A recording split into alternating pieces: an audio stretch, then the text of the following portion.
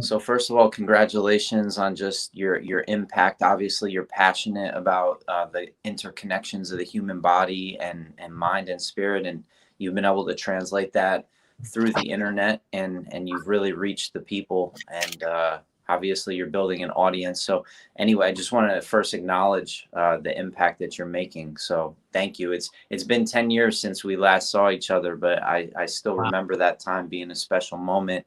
I was in school.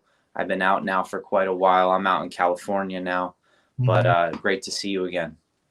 Well, thank you very much. I really appreciate that. I can't believe it went by so fast, that 10 years. Wow. I love Time it. flies when you're having fun, right? It does. Well, I mean, that's the key, man. You always got to have fun. And thanks hmm for still following my work. It does mean a lot. So I want to just give you context. This is the Pre-Chiro podcast where we just aim to contextualize the path to becoming a chiropractor and just help shine a light on the ways that you can make an impact in the world as a chiropractor and the unique perspectives that you develop. So, Dr. Perry, can we just get started by you sharing a little bit about your background before you became a chiropractor and what attracted you to the profession, and a little bit of the backstory on just this road that you've gone down?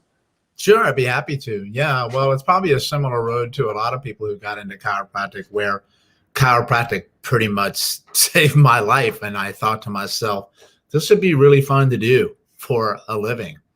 So this was way back, man, like retro. I graduated Palmer College of Chiropractic in 1997, class 971. And so I started chiropractic school in 1993.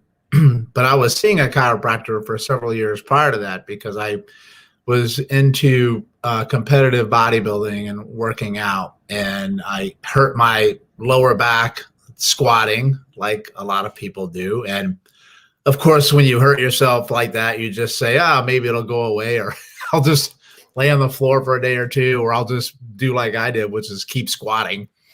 And eventually it wouldn't go away anymore. And then my training partner at the time said, you should go see my chiro. And I had never even thought about chiropractic. Honestly, never even freaking heard of it, to be honest with you.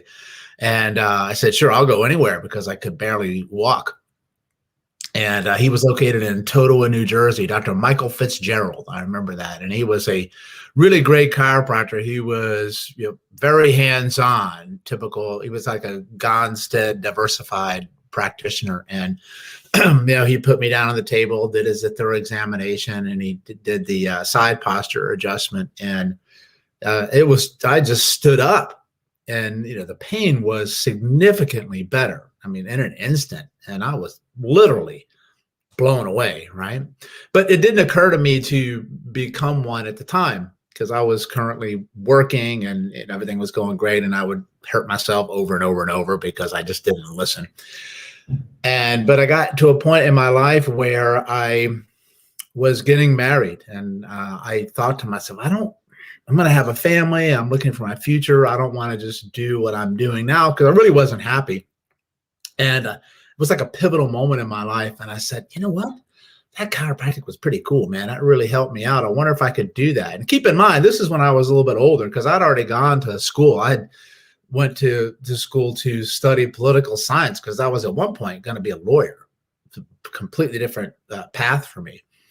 And like so many people who talk to a chiropractor and say, I think I would like to do this, they're always very supportive. Right? They're encouraging, because they love what they do and they want others to get involved with the field. And you naturally go where your chiropractor goes most of the time, with their alma mater. And even though I live in New Jersey, I could have easily gone to NYCC, Chiropractic College, but I didn't even think twice. I went right. I said, where'd you go? Because that's where I want to go. And then that's when I went to Palmer College in Davenport, Iowa. And I remember it because I went back to my fiance at the time, and I was like, this is what I want to do. And she was very supportive. And I had to leave, still work, but then go part-time and get my sciences. But I had to move back home so I could afford to do that. And I remember it because it was some of the hardest things I ever had to do, where I did intensive physics and chemistry and all sorts of stuff like that. But I was on a mission. And 2 weeks after my honeymoon, we moved to Davenport, Iowa. I packed up everything, drove across country in the U-Haul truck, and then that was the beginning of my chiropractic journey. Transformation in many, many different ways. Yeah. And can you just reflect on the student experience, what you appreciated about it? What were some of the things that maybe were more challenging to get through or that frustrated you? And obviously, keeping in mind, this is just building context. I know this was a long time ago and things have changed. It's the Stone Age, man. Because it was so different learning back then in relationship to what you had available to you that you can find now and learn so much on your own, just be it going on an internet search and looking through databases of things that you would never have access to in the archives, especially for some of the history of chiropractic. I can tell you my biggest regret when I was there is not taking advantage of all the different things that were offered to me at the time in relationship to going to every alumni function you could possibly think of, even in your first trimester, right? Like right from the get-go. You learn from the people in the trenches. You make connections and establish relationships, because it's way more than just learning the material. The first year in chiropractic school is kind of numbing, right? I always think about it as like they're thinning the herd at that moment, honestly, because it's the basic sciences and you're really wondering yourself, why in the hell do I need to learn this stuff? What's it got to do with everything? Well, it's part of the building who you need to be to get to the end of it, right? But that's why you have to latch on to some of those other things in that profession. So I would go to every alumni thing, every reunion they would have if I was back then. Plus I would go to every club that you had even a remote interest in, especially the palpation club. Like you may not know palpation from a hole in the wall, but you're going to have to eventually. So you can get your hands in there and start to touch things and feel things. And you're going to learn at that moment how to apply the information that they're just fire hosing in you in the beginning, right? But that's going to keep your passion going, your energy going, your fire going. And you'll really learn how to be a practitioner who can apply the information that you're learning. You're just not rote memorizing it. You know what I mean? I would absolutely do that if I went back and I had to do it differently. And I didn't start to do that because the first year I was like, oh, I just got the chemistry and it's so much work. And I just wanted to step away from it when I wasn't doing that stuff. And I would get in right away to the anatomy lab and the cadaver lab and say, I know can't go in there yet, but can I come watch you and observe you and look at the body? Because being able to visualize what's underneath your hands when you're touching somebody is going to be priceless in relationship towards really learning and mastering your craft. And one of the things that I've recognized about you, so I initially discovered you just by being a student, exploring the resources available to me. I think I saw an article that you had written in Dynamic Chiropractic back then, and you were just inviting people to see beyond the spine, see the fascial connections, and see how the body is interconnected, and paying attention to your development and your work throughout the last decade. You really have picked apart different systems of the body to really go deep and explore and make connections that maybe no one else is talking about, so that you can bring an added awareness to the body worker, to the person that's into moving their body and competing maybe at higher levels, and maybe even just the person that sits at a desk, and then also chiropractors. So can you talk about some of the inspiration that keeps you learning and growing and developing your understanding of the human body, and also just build context for prospective chiropractic students or chiropractic students as to the different directions that they can go to study further? Yeah, absolutely. I'd love to. I'll be happy to do that. And before that, I want to cycle back to one thing that might be helpful for students. And it was a piece of advice that I got from my endocrinology teacher. And I think that was maybe, second trimester or something like that. But endocrinology is a hard subject, right? Because he said something. He said, listen to me, you're not going to be able to memorize this stuff because it's just too much. And he said, you have to understand hormones, not memorize hormones. And he said, this is the biggest piece of advice that I can give you, is that don't cram for this stuff, because you may pass the test if you're lucky, but you're not going to remember it. And he was so right. He said, here's what I recommend that you do. You know, your hardest teachers are the ones you remember the most, right? Because they push you. And he said, I want you to take the notes that you took today and then go home and read them over once when you get home. And then when you come back to class, you're going to take the notes for that day. And I want you to go back and read the notes for the prior day plus today.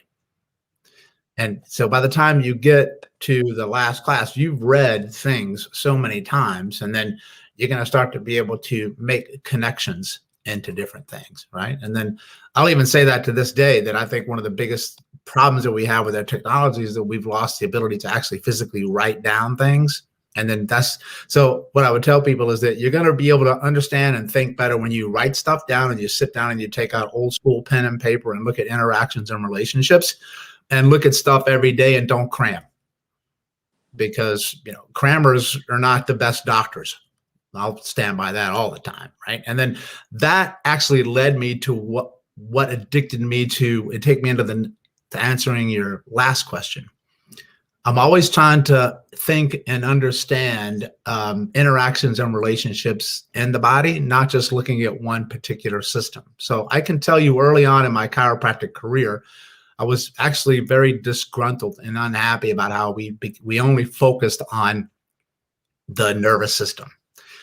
It's important, yeah, right? But it's a specialization that we have, but it's like other specializations. If you specialize too much, I actually think you missed a bigger picture, because you always tend to find what you're looking for when you're a specialist, and it can be anything.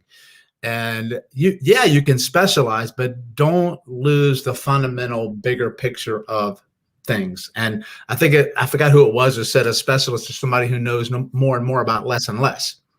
And so we focused at that time on the spine and the nervous system and subluxations of what it can do to the nerve, but we really didn't focus on the brain very much at that time. And brain science has exploded within the last 5 to 10 years. It's unbelievable, right? But we glossed over all of the other systems of the body because we were looking at the musculoskeletal system and nervous system, which is of course important. But I was always like, why in the world does, even when we're doing all these great things for people, this stuff still keep coming back and not resolve? Like, what's the issue, right? That I think the human body is much more resilient than we're giving it credit for, even with chiropractic. And so I started to look at all the other systems of the body and began to just sit down, and I'd write down here, okay, like let's say be a pain in the right knee. Then I write down like the knee, right? But then I'll say, okay, well, I got nerve, I got artery, I got vein, I got lymph. And then how are those gonna affect what happens to the knee there in the knee? But then I'm like, well, what happens if maybe there's an issue higher up in the abdomen? Like what's going on there, right? So then I just started to play with interactions and relationships, and it was like a huge moment that opened up.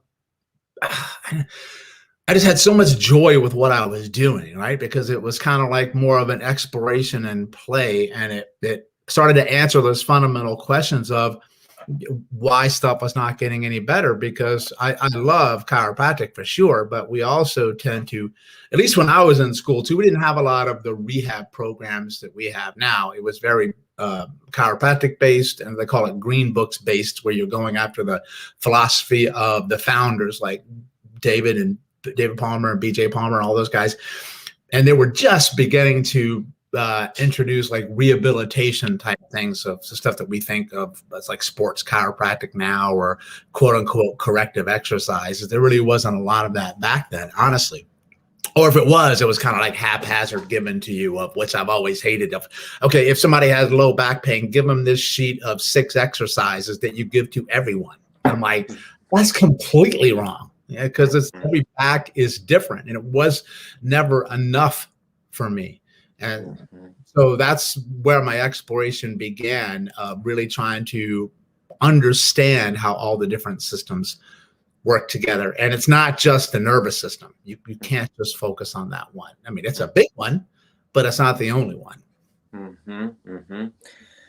So if I'm a prospective student preparing myself for chiropractic school, I hear the message you just shared. I believe that, what I heard you say in many ways is to dumb things down or to simplify things and look at it from a myopic perspective. Just seeing it through one lens is a shortcoming of our education system, but maybe also of our healthcare system.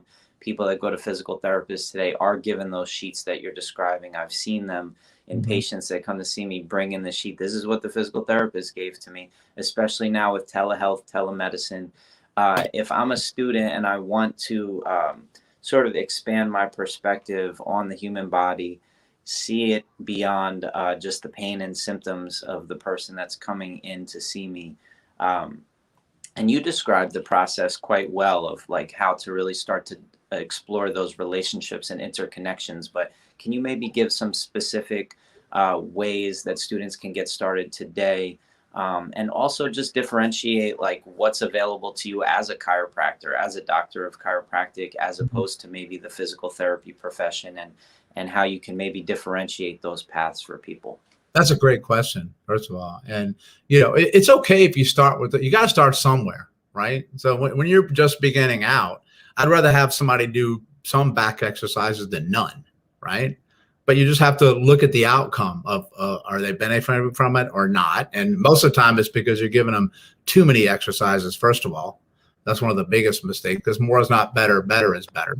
But it's something that because I'm an avid learner, I love to learn many different things. And I was reading a business book, and it said, if you want to be really good at something, study stuff outside of your discipline. Like, you just don't go here. Right? And then, so that for me was, okay, I'm going to study all different types of approaches to the body. My degree is chiropractic. So this is a funny one, because people ask me, what do you do? I don't say chiropractor, because as soon as I say that, they automatically have a preconceived notion of what a chiropractor is based on their own experience or the experience of a loved one. And it's usually the worst experience that they, they fall back on. But I'm like, trust me, you're going to be nowhere near the mental drawer of my file folder of what I've got in my back pocket. So it pigeonholes you. But I don't really have a good answer of what I do, because it's so many things.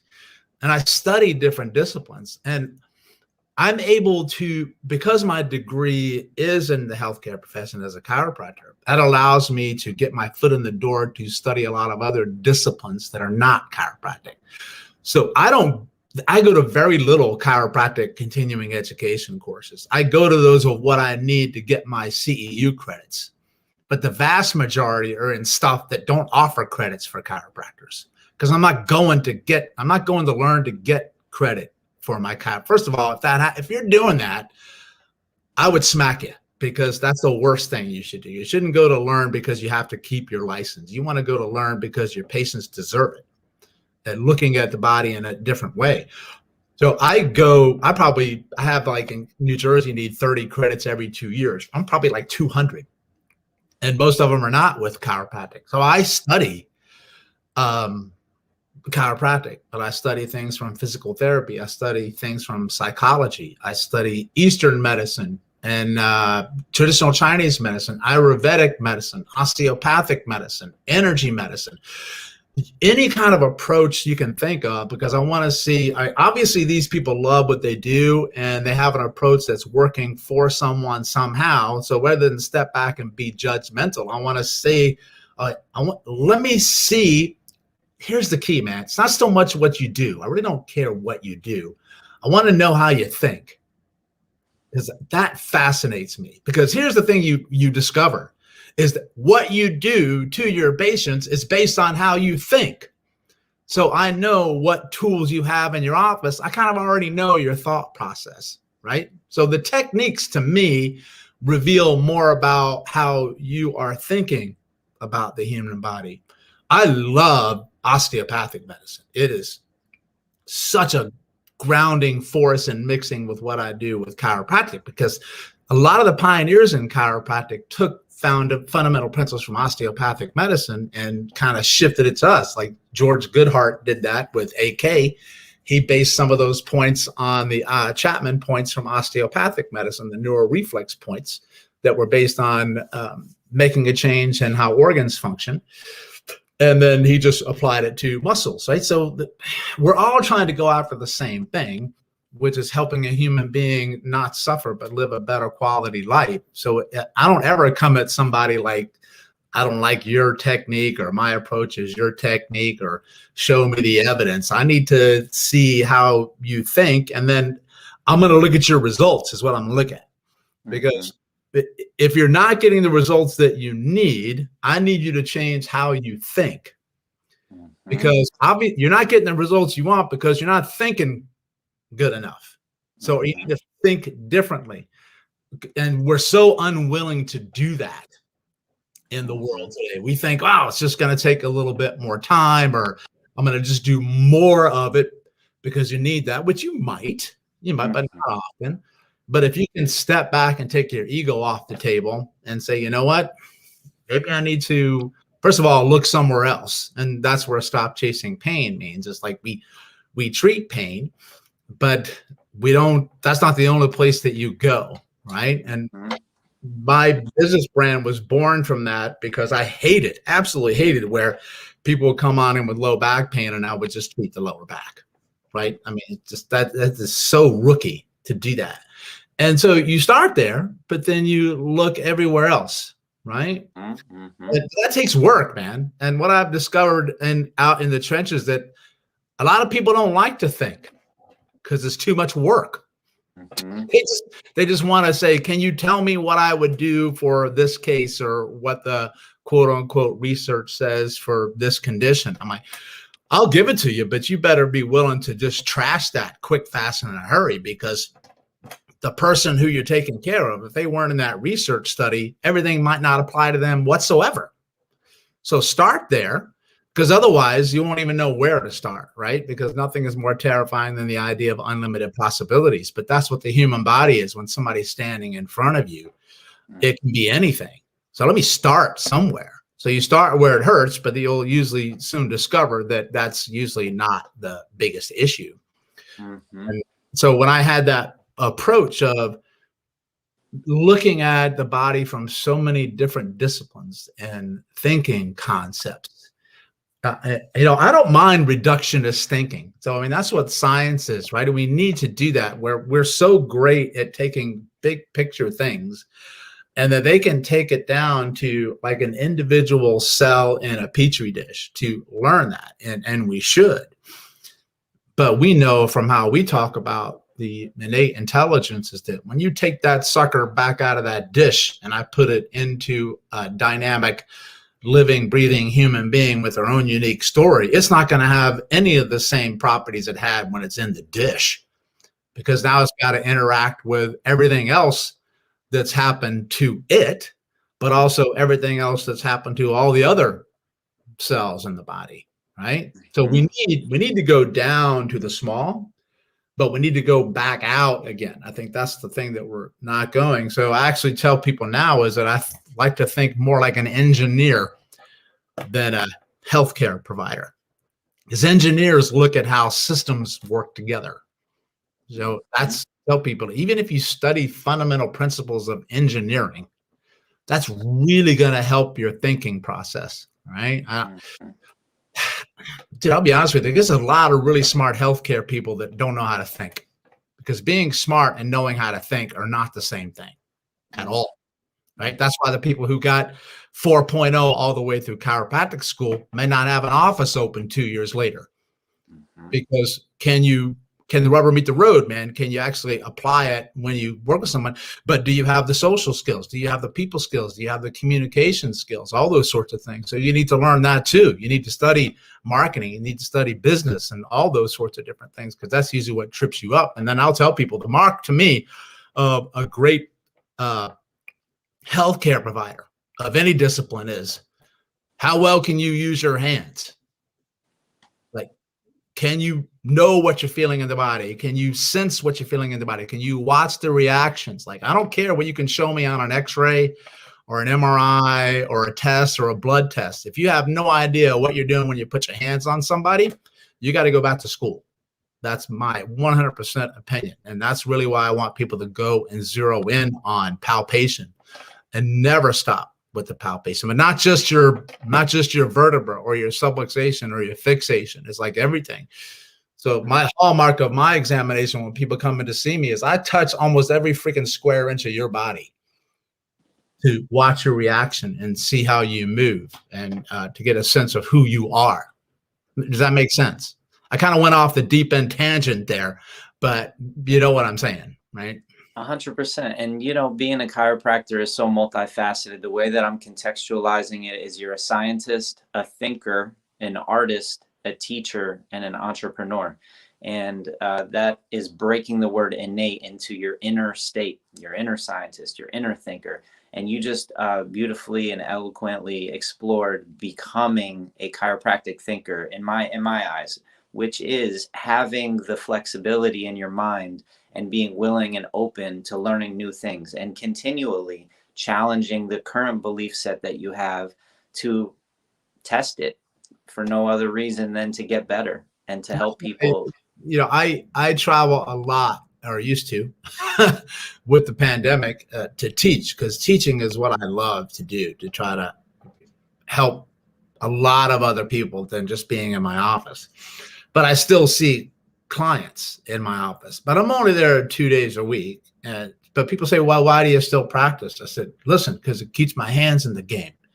It keeps me sharp, because there's things that I will think of, or I'll look at relationships, or I'll go, okay, this is what I think this person needs, and this is what I think the body is revealing to me. This is what I'm going to do. And then it doesn't freaking work at all. Like, it's like crash and burn, right? And you're like, that's interesting, you know? Like, I thought it was the greatest discovery ever, but fail.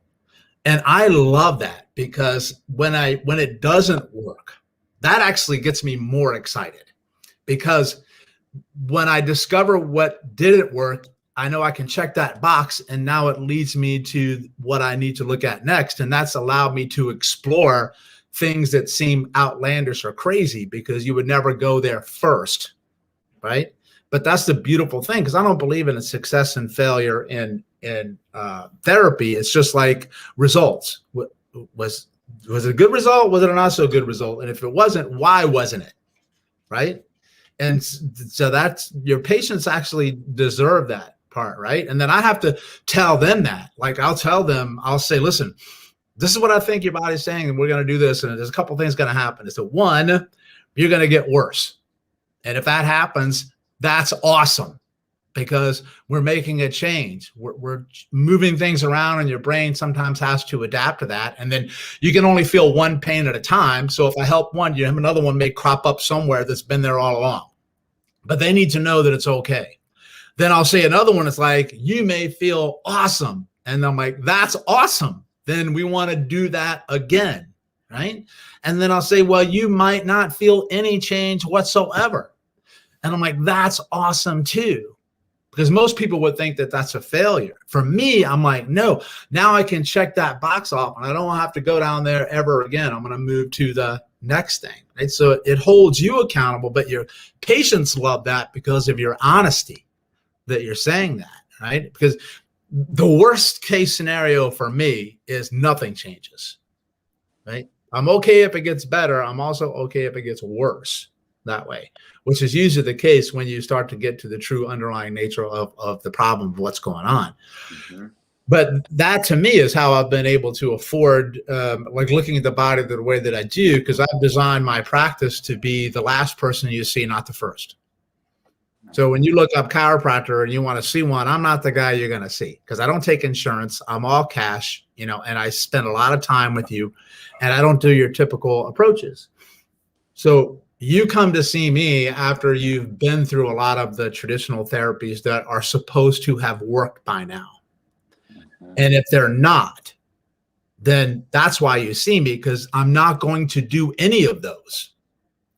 Because if that is what you needed, you wouldn't be standing in front of me asking me for help, because you would be well by now. Because my hands are honestly no more magical than somebody else's. But I'm also going to make sure that they assessed every place in the body, which they might not have. But then at that point, it's more along the lines of, you're just coming to see me, not so much for my techniques. You're coming to see me for my brain. You're coming to see me about how I think about your injury and why you're not getting better. Right. But because of that fact, I've been able to go and say, okay, well, I know they've probably had all the x-rays done. They've had the MRI done, the blood work. So I know your back doesn't hurt because you have cancer. So I could check that out. But then I can say, it's a safe bet they've probably done everything in the world to your back, right? Muscle stem, laser, adjustments, all the fancy exercises. Then I'm like, well, maybe it's not a back problem. Right? Then I'm going to go look somewhere else. And usually in my world, this is the exact 180 opposite of where everybody else is. Mm-hmm. So in case for the back, I'm going to say, did anybody stick their fingers in your gut yet? Most people will say no. And I'm like, I bet you I'm going to find my answer right there. And I usually do, because when I stick my fingers there, they jump off the table. Right? Mm-hmm. In my experience, I'll give you a little tidbit. Most chronic low back pain in my world, about 80% of the time, it's from inflammation in the abdomen, most often. Mm-hmm. So I go there. I was just going to ask you to really, you've done a great job of contextualizing what makes a great clinician or a great thinker, and also just in your eyes, how to work with people, how to be real, how to be in integrity and honest with them.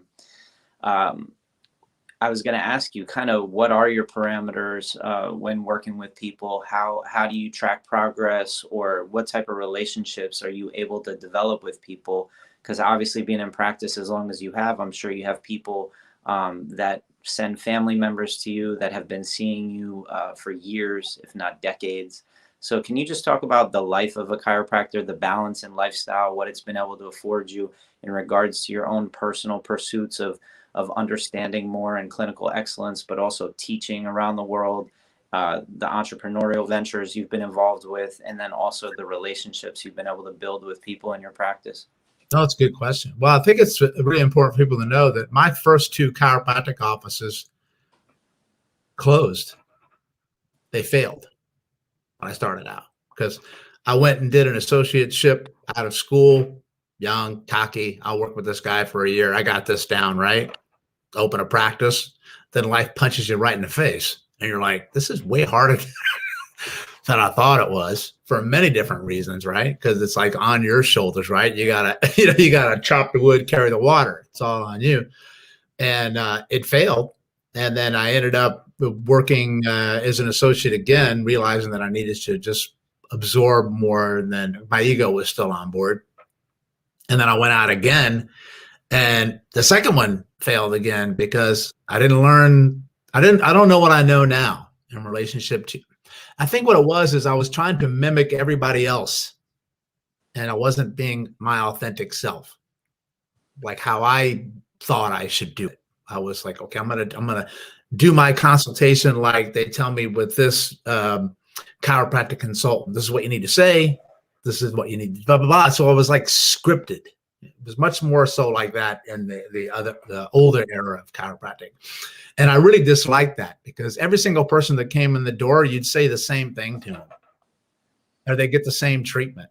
And I'm like, dude, that's wrong, is what it is. I just didn't feel true in my heart. And then when I said, all right, I'm just going to do it my way and who I am, and the stress kind of went off me. And then I just took off from there. Right. And then I didn't go into it. Let me see how I can phrase this.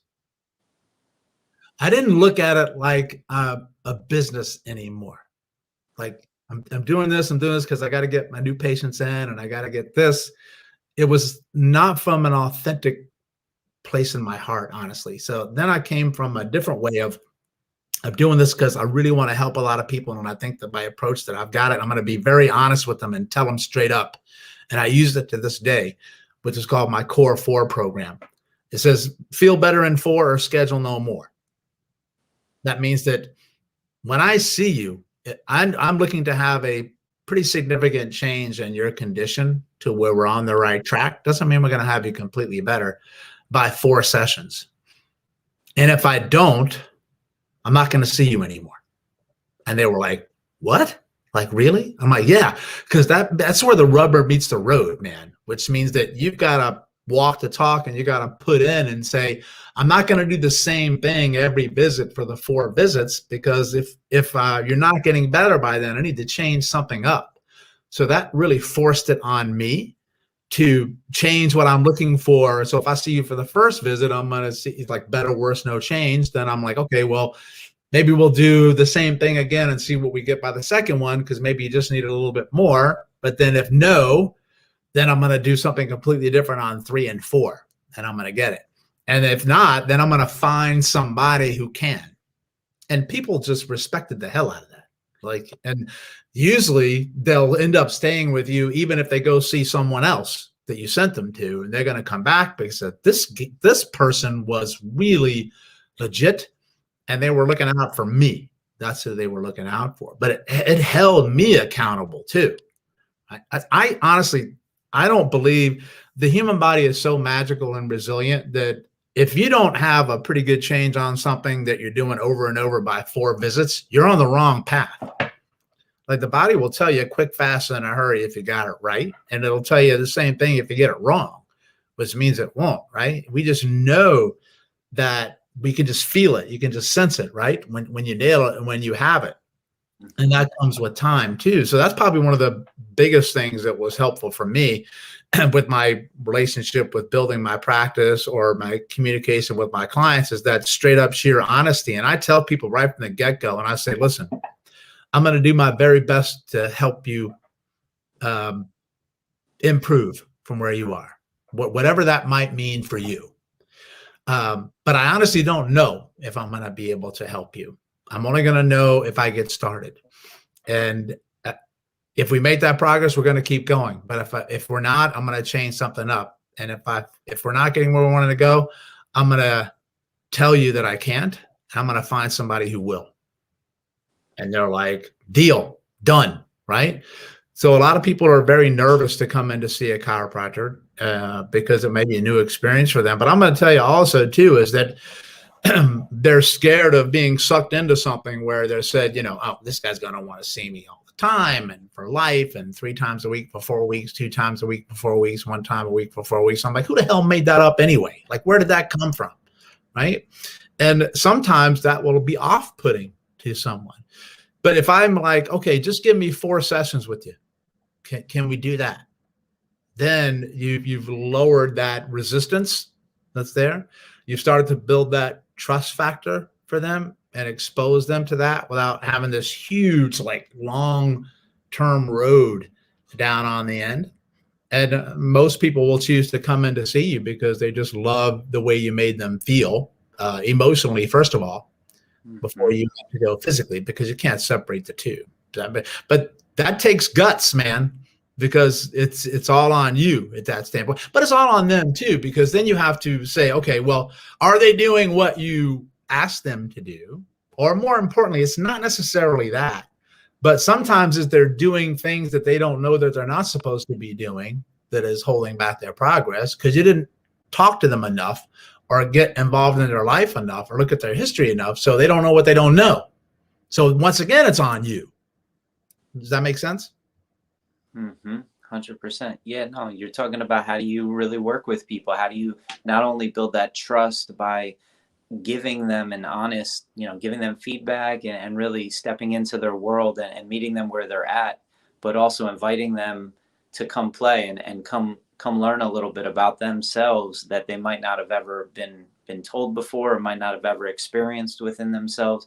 And then you're also challenging them, it sounds like, challenging them to try new things or challenging to think differently about the label that's been given to them or the prognosis that's been given to them, or just really open their eyes to think differently. And that I think is the core of what chiropractors are doing, whether we, if we could just boil it down to the very essence of what it means to be a chiropractor in today's world. You're counterculture, you're kind of against the grain, you're asking different questions, or you're meeting people and inviting them to ask themselves different questions. So, they say that patient satisfaction is highest amongst chiropractic patients. And I think that's because we really do take time to get to know them and care enough to ask them things about their life that no other provider has really had the time to ask them or taken the time to ask them. So Yeah, that's well said, because I honestly believe that anybody who gets into healthcare, 99.9% get into it because they love what they do. They want to help other people, and they usually gravitate towards something that saved their life or changed their life, right? Like chiropractic work for me with chiropractic. Another person that might be PT. Another person will be a medical provider, usually with someone in your life that you may have lost through trauma or illness, right? And then so many times that those industries are constrained just by the healthcare industry. Like, I'd love to have a doctor spend 45 minutes to an hour with you, but they can't do that in this environment. So they're doing the best that they can with what they've got, kind of like the human body, right? But so that's the difference of the sick care model, that healthcare is like stuck in a mold, as opposed to the holistic, overall human being healthcare one. But it's very interesting is that things have a way of like shifting the needle or resetting themselves. And I think that a lesson that's going to be taken away from this pandemic and lockdown is that looking at the bigger picture of what people can do for themselves and in their own life to help their body, either with better health and even more so from the mental health aspect of with the pandemic. And that's a huge thing that students will end up discovering when they get out of school, is that so many of the chronic pain issues are linked more to mental and emotional subluxations, you might say, as opposed to the actual physical ones, which is big, which is what I like about pain science and psychology and how far they've been able to come with what they call the BPS, biopsychosocial model of healthcare. It's always going to be both. There's always an emotional component to any type of injury. That's what makes us human beings. 100%. As we wrap up here, can you just give a rundown of some of your favorite resources that you can point students in the direction of to go further and explore more, maybe within the chiropractic discipline, maybe outside of it?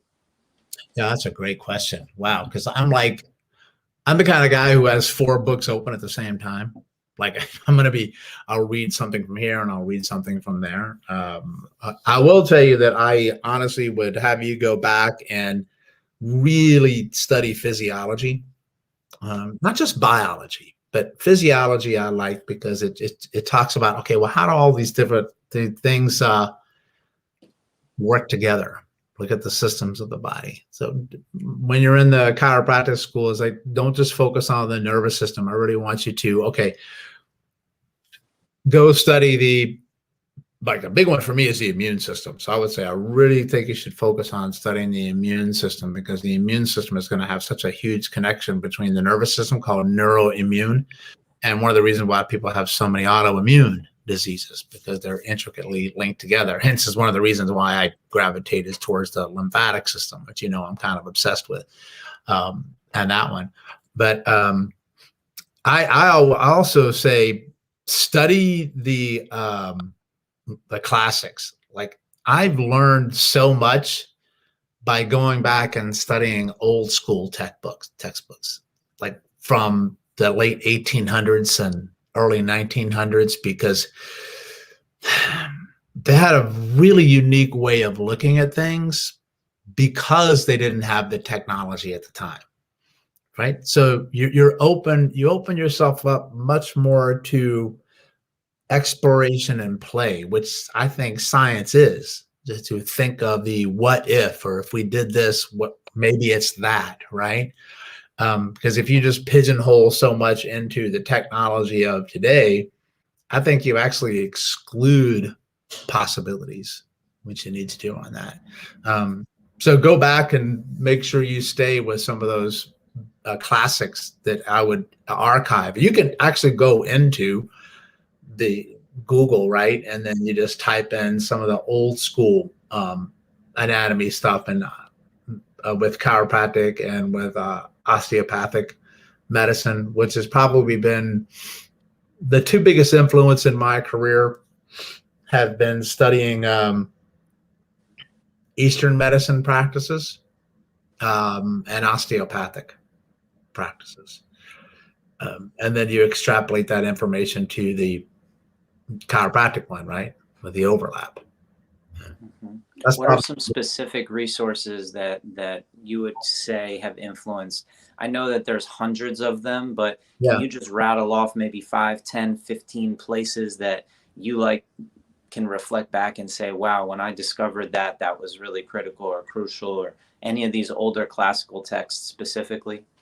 Yeah, well, probably one of the top ones is going to be the lymphatic system, right? So that's been a profound impact on my approach to the body. So right then and there, I'll tell people just to type into lymphatic system and nervous system together. Like, so one of the cool things that you'll learn that will help you kind of see some of these connections is if you type in, like, say, if you're looking for connections between something, I'll usually type in, say, lymphatic, one word, and then I'll put, say, brain or gut, second one, right? And then I'll put a PDF at the end of it. That's the key. So it'll find PDF research things that have been uploaded, and you'll find, because you put PDF with it, some beautiful, amazing presentations that people have put up that they've taught somewhere on the internet that you probably wouldn't find until 20 pages back if you did a traditional search. But because you're doing those keywords together, you're looking at relationships, right? That's the key I'm trying to tell you guys here, is that I don't care what the hell you pick. Like, you can put big toe and optic nerve, and you put that in there with PDF. Because what I'm looking is that, okay, it's going to bring up things that are relevant to each one of those. And there may be somebody else who've already thought of that may have something there, because I see it all the time, right? And then I'm like, holy cow, I never thought about that, right? So I need you to look at, connect. So I take things that people would think there's no relevance between. First of all, there's relevance between everything, because there's no such thing as an isolated injury in the body, and you can't separate systems. And then I'll type those in together, and you're going to see some crazy stuff like show up, right? I will tell you that, osteopathic medicine is probably one of the things that their approach actually resonates with me the most, I think. And that's what I like about them, because they have the same type of thinking process with manipulations and adjustments to the spine, or at least they used to. I mean, osteopathics, old school, used to be a lot of manipulations, but they're kind of geared more towards traditional medicine right now, because their DO, MD are on par with each other these days. But sometimes you don't find the fundamental principles that you used to when you get it. So if you look in the founder of that's Andrew Taylor Still.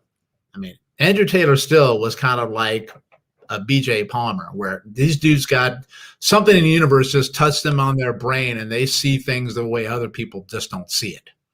They were pioneers ahead of their time, and the way that they thought and the way that they talked. And I love the language of the old schools, because it was a different eloquence to it of language and their thinking that I think is lost today. Just because you have more technology and you get better at something doesn't mean you're better overall. I absolutely believe that, because with all of that stuff that you can bring up and look at, you lose that ability to think. So there's a lot of information available to people, right? But don't confuse information with thinking at all, because you'll go through 4 years of chiropractic school and you're going to get information dumped into your skull, but then they're going to put you out in your office and you're like, okay, now it's all on me, right? So you have to be able to clinically extrapolate things and then see, okay, all this stuff, what's going to be relevant in front of me when I do that. Does that make sense? Absolutely. Yeah, no, thank you. I appreciate it. And that little tidbit on how to explore information and how to put things together in a search query is really relevant to the times, and it's very important. When you draft a paper or if you're developing a course, how can you give us a little background insight, and then I'm going to let you go because we are getting kind of long here, but can you give us a little background insight into the creative process that you go through in first doing the research process and then piecing it together into a format that you can then present? Sure. Well, I never teach anything that I don't use myself. Right. So I do it in the trenches first. Like I didn't teach my lymphatic mojo course until I used it a lot. And then I began to, I don't like to say perfect it because there's no such thing as that. It's always evolving, right? To see what I think is going to work or what doesn't work. Like I said before, I was like, wow, that did not work at all. And then I did not expect this to come out. But so I'll have a fundamental premise of, okay, this really excited me, right? And then I found that if it excites me, it's probably going to excite a couple of other people too.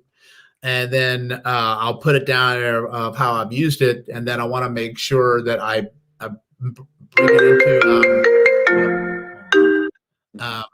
you still there? Yeah, I'm here. Yeah. Sorry, somebody gave me a call. Basics and the basics and fundamentals. So what I do is that something I've really focused on over the years is going back to fundamentals and basics that people just tend to gloss over because, man, I've seen that before, or that's so boring. Can't you give me like the fun stuff? I'm like, no, you're missing the point. That is the fun stuff.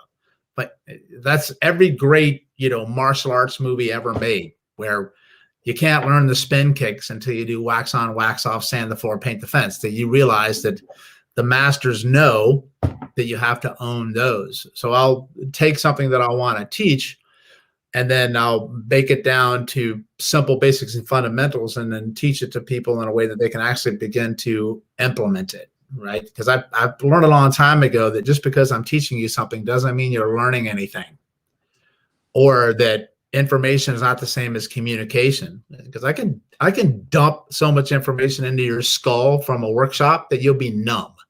But that's not the point. I mean, Google can do that for you, for goodness sakes. You don't need me for that. You need me to make you aware of, wow, that's sort of important to know. And then I'm going to make you aware of one or two things that you can actually start to do with it to begin to your journey of learning it, right? And then it's just a matter of honestly doing it. Like it's so funny where I've done something and I'm thinking, okay, this is going to go great. And it like completely like, no. And then that really teaches me something. And then I'll change it up. And then it takes hold. Right. And I learned so much of that when I do a workshop. We talked before about how I said being authentic with yourself when you are in practice. You need to be authentic with yourself when you teach too.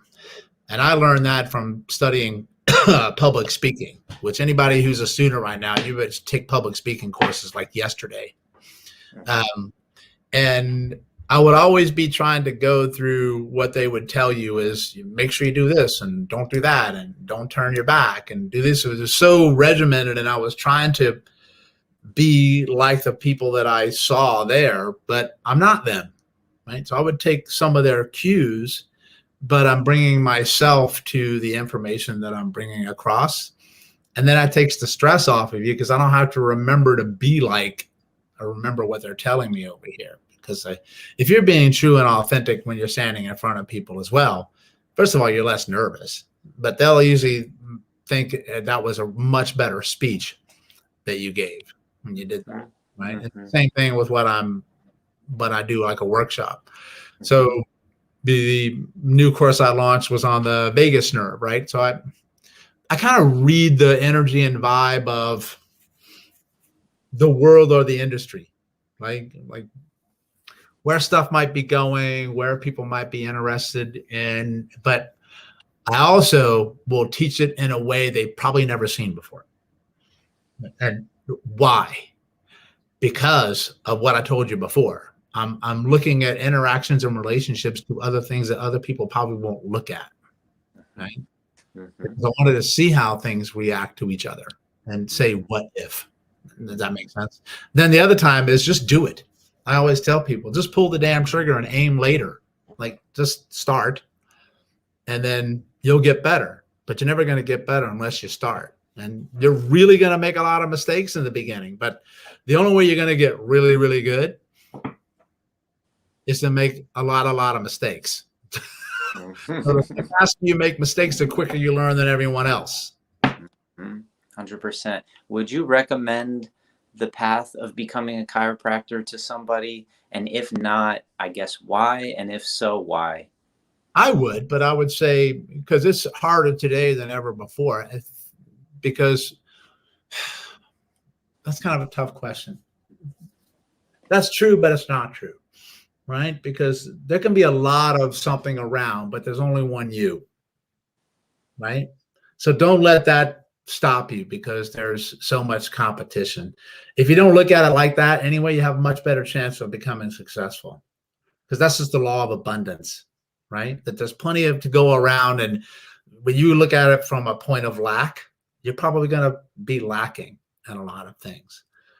I would say do it because it's something that really resonates with your heart and your soul. I wouldn't go into it if it's just a career that you're looking to. I'm doing it because I can make a lot of money. I think you really want to question your path at that standpoint.